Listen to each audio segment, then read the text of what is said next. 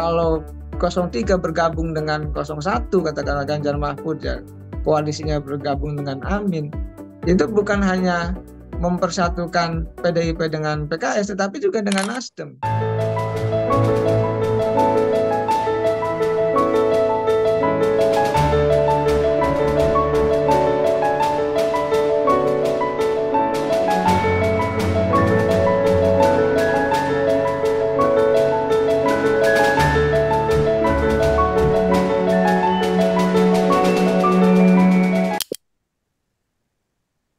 Bismillahirrahmanirrahim. Bersama kita telah hadir Profesor Dr. Ujang Komarudin. Beliau adalah dosen fisik Universitas Al-Azhar Indonesia. Kang Ujang, ini ada peluang di putaran kedua nanti Pak Anies berhadapan dengan Pak Prabowo. Kemudian yang menjadi baik, ini bukan masalah menang kalah, adalah insya Allah akan bersatunya PDI dan PKS. Saya kira ini tanda-tanda yang bagus bagi problem-problem kita bernegara, problem-problem kemasyarakatan. Dua kubu yang berbeda secara ideologis tiba-tiba bersatu. Memang ini bukan pengalaman pertama, dulu di tahun 55 juga bersatu dengan segala dinamikanya. Kemudian nanti bisa jadi Demokrat dan Gerindra itu jadi oposisi. Nah, pandangan Pak Ujang akan bersatunya PDI dan PKS itu seperti apa, Prof. Ujang? Terima kasih sebelumnya. Atur nuhun Kang Anton yang luar biasa, sudah diundang kembali ini di channel YouTube beliau. Suatu kehormatan dan kebanggaan bagi saya. Ya kalau saya melihat begini Kang, politik ini kan walaupun basisnya ideologi, tapi ideologi itu mohon maaf ya samar-samar. Saya kasih contoh. Katakanlah PKS dengan PDIP itu jarang bertemu ya dalam konteks level politik nasional. Tetapi jangan lupa di pilkada itu mereka bersekutu. Di banyak daerah mereka adalah berkoalisi untuk memenangkan pilkada di banyak daerah. Dan itu kan cair sebenarnya. Jadi di tingkat nasional mereka ya tanda petik ya berbeda pandangan, berbeda ideologi, tetapi di daerah itu di pilkada mereka banyak bersama bersinergi untuk mengusung kepala daerah yang sama di antara mereka. Itu banyak sekali, bukan satu dua. Jadi sebenarnya saya mengatakan ya mungkin ini soal gengsi ideologis ya. Gengsi ideologis yang katakanlah di level nasional memang mereka tidak ketemu. Nah, sampai saat ini tidak ketemu. Tetapi dalam level daerah, dalam level pilkada mereka banyak ketemu. Nah, inilah yang disebut, saya melihatnya ya ideologis itu dalam politik kita itu ya porsinya tidak terlalu kencang, tidak terlalu besar. Walaupun memang yang satu mengatakan kami ideologi nasionalis, yang satu lagi kami mengatakan Islam. Sehingga seolah-olah antara Islam dengan nasionalis tidak ketemu. Padahal ideologi nasionalis juga tidak pernah memusuhi Islam dan Islam juga tidak pernah memusuhi nasionalis.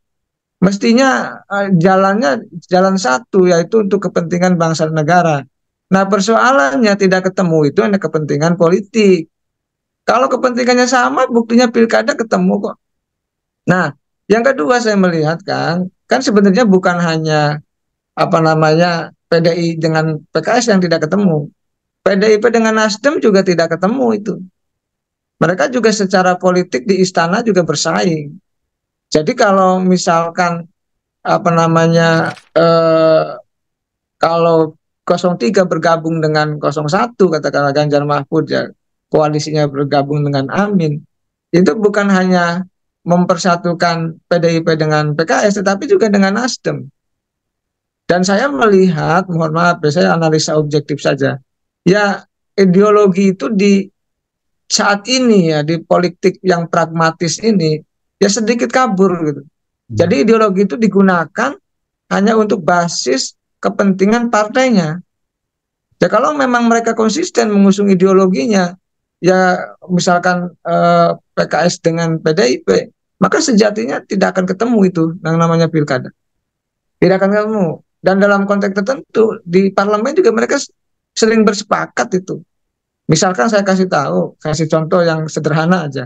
Ketika penambahan jabatan wakil ketua MPR, itu kan menambah jadi 10 kursi, ya 9 dari parlemen, satu lagi dari DPD. Itu semuanya sepakat kok. Semua partai sepakat kok. Termasuk PKS PDIP sepakat kok. Karena PKS sebagai oposisi dapat jatah kursi wakil pimpinan MPR, ya oke gitu. Lalu misalkan revisi undang-undang KPK, semua sepakat kok. PDIP sepakat, PKS juga sepakat, walaupun dengan catatan intinya sepakat. Jadi kalau kita bicara ideologi, mohon maaf ya sekali lagi, saya bicara kabur. Saya pernah kan mengajukan disertasi ya ketika ujian S3 dulu, yang membahas tentang ideologi-ideologi partai politik. Ya salah satunya PDIP dengan PKS, salah satunya, salah duanya ya, dan partai-partai lain. Profesor saya mengatakan, kamu yakin ya itu partai ada ideologinya? Coba tunjukkan ke saya, mana katanya yang memang betul-betul partai yang berideologi. Ya mereka semuanya pragmatis. Kalau kita lacak ya, iya. Kalau dulu dalam konteks sejarah dari awal-awal pendirian partai mungkin iya, tapi sekarang itu ideologi itu menjadi kabur. Mohon maaf ya, ini kalau saya mengkritisi partai politik, karena sejatinya seperti itu, yang ada kepentingan. Makanya kalkulasi-kalkulasi apa namanya koalisinya itu pragmatis dan taktis. Kalau dia ideologis, ciri-cirinya dia akan ketemu dengan berideologi yang sama. Satu, kalau dia ideologis, yang dibangun adalah platform, visi misi yang sama. Ya, kalau mereka ideologis juga partai itu, ya apa namanya? Saya melihat jalur perjuangannya sama. Nah, kalau ideologis juga saya melihat gitu ya, ya dia permanen kan. Partai yang biasanya ideologinya sama itu perjuangannya akan permanen. Kita ini tidak, kita ini cair. Setiap pemerintahan, setiap koalisi, setiap 5 tahunan cair. Bisa ketemu gitu. Ya, tapi memang dalam konteks PDIP dengan PKS banyak tidak ketemunya. Nah, tapi kalau tadi misalkan kalau mau ketemu di Pilpres 2024 ini, misalkan mendukung Amin, mungkin. Tapi saya tidak yakin. PDIP itu kalau saya baca kan di internalnya ya, ada dua ada dua arus di internal PDIP itu. Yang pertama tentu Megawati arus utama sebagai ketua umum yang menginginkan PDIP kalau kalah ya oposisi. Tetapi ada arus yang kedua, jangan lupa Mbak Puan dengan suaminya yang menginginkan juga kalau kalah bergabung dengan yang menang. Ada dua arus, dan yang tentu ya kita lihat saja nanti apa namanya arus mana itu yang kuat. Makanya saat ini jalinan komunikasi PDIP itu bukan hanya dengan Amin, tapi menjalin komunikasi dengan koalisi yang lain, dengan 02. Saya melihatnya seperti itu, Kang. Baik, Prof, luar biasa pengajian politik kita pagi ini. Sekali lagi selamat atas ibadah umrohnya, selamat atas kepulangan Profesor Amin. dari umroh kemarin. Wallahu a'lam bishawab. Wassalamualaikum warahmatullahi wabarakatuh. Waalaikumsalam warahmatullahi wabarakatuh.